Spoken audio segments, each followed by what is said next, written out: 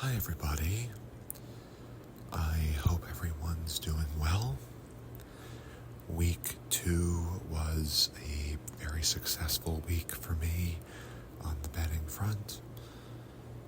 I'll jump right into my review. First off, the Patriots got a win, which is good not only for the bet I made on their game last week, but also taking them one step forward to clinching a playoff spot, which was one of my futures bets. The Buffalo Bills had no problem covering the 6 points in their win over the Jets. Unfortunately, I did not get my anytime touchdown from Kyle Pitts, but that only lost me a half unit, so with the 2 unit wins roughly, I am up a unit and a half on the week, and I think I was down about a half unit week 1, so at this moment up about a unit on the season. Looking at a couple of my other futures bets, I did get another win from the Bengals. However, Joe Burrow is going to be injured, out on injured reserve until probably December. So I have to hope that Jake Browning can keep this team afloat, keep them at roughly at least 500, and maybe they can still somehow get to that 10-win mark, but it's going to be a lot tougher now. I also got a win from the Lions, so they're back in position to compete for that NFC North title. And another really solid performance from Daniel Jones. He is definitely staking his claim as a top contender for comeback player of the year. So I was pleased to see that as well. Unfortunately, no touchdowns from Drake London, so he's going to have to really go on a hot streak in order to catch up to contention there. That bet's not looking great. But still a lot of ball to play, so we will see what happens. I have a few bets I like for this week. One of them is a parlay with a number of favorites. It's a moneyline parlay. So I'll give that out, and then I have another moneyline bet on a slight underdog for this week that I like. And then continuing with the anytime touchdown bet. Hoping I can hit one of those this week. I'll give one out for the Monday night game as well. So I'll jump right in. I'll go ahead. I'll start with my single money line bet.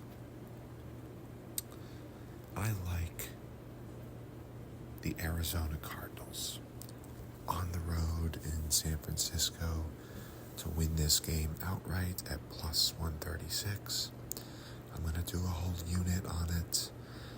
So pay about 1.3 units, 1.36 units if it hits. The Niners got a win this past week, against the Saints with Mac Jones at quarterback. Last I saw, Brock Purdy was still questionable, dealing with a turf toe. So unsure if he's gonna take over for Mac Jones this week or if they'll roll with Mac for another week. The Cardinals are 2-0. They haven't played any fierce competition. I think they beat the Saints and the Panthers, I want to say. So, many would maybe say it's a fake 2-0, but I think they've got a really good shot to go into San Francisco and get the win. We're looking at divisional opponents. Those games always tend to run a little bit closer than non-division opponents. And if it ends up being Mac Jones, I'm not sure, if I love his chances to have another solid game. I think, that might say more about the Saints than it says about the Niners under Mac. And if it's Brock Purdy, is he going to be 100%? I think George Kittle is still injured, or at least banged up.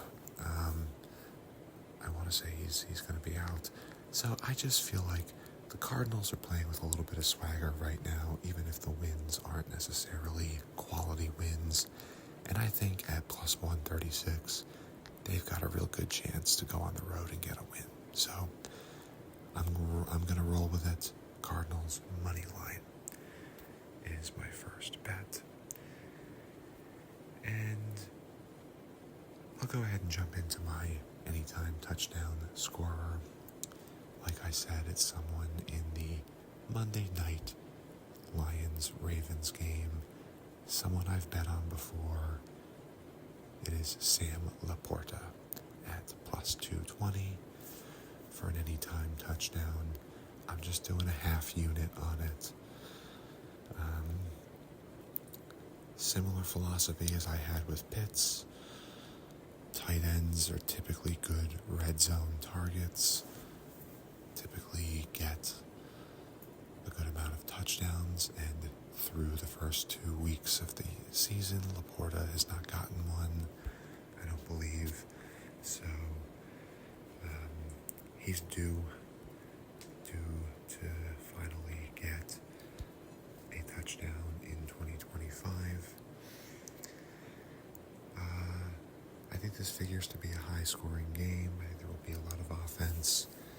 So at, a little better than 2-1 odds, I think Laporta is good value here as an anytime touchdown scorer. So that's my second bet. And finally, I'll go through my parlay. It is a 6-leg parlay and pays about, I'm only going to do a half unit, so it'll be a little over 3 units of profit if it hits. All of these teams are favored to win their games outright, some pretty heavily favored, some just slightly favored. There's a decent chance at least one of them will get upset. That's why I'm only going to do the half unit. But I think there's also a decent enough chance that they all get the win. So I'll go through them real quick. The Falcons at the Panthers. Per my logic about division games, I could see this being close, but I think the Falcons are just that much better than the Panthers, and they should be able to get the win, no problem. Packers and Browns.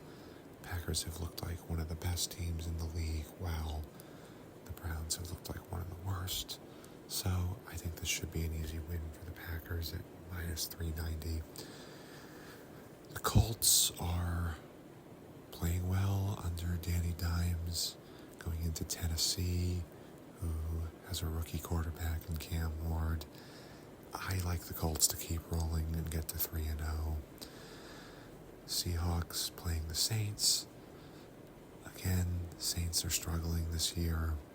Seattle is a notoriously tough place to play with crowd noise. I really like the Seahawks to get a win in that environment against that opponent. Chargers and Broncos. This is the longest odds at minus 156 in the parlay, but the Chargers are playing very well. Seems like Jim Harbaugh's got the team really focused and motivated. Herbert looks good. I think at home they're going to knock off the Broncos. And wrapping it up, the Chiefs are playing the Giants on Sunday Night Football, and I just cannot imagine a world in which they start 0-3. So I think they're going to beat the Giants to finish off this parlay. So again, half unit will pay just over 3 units if it hits.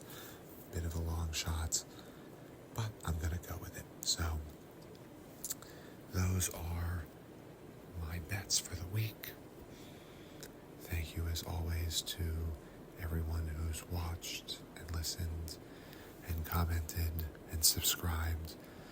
I really appreciate all the support, and I will look to keep my momentum going on the betting front this weekend. So, hope everyone's doing well, and you will hear from me soon.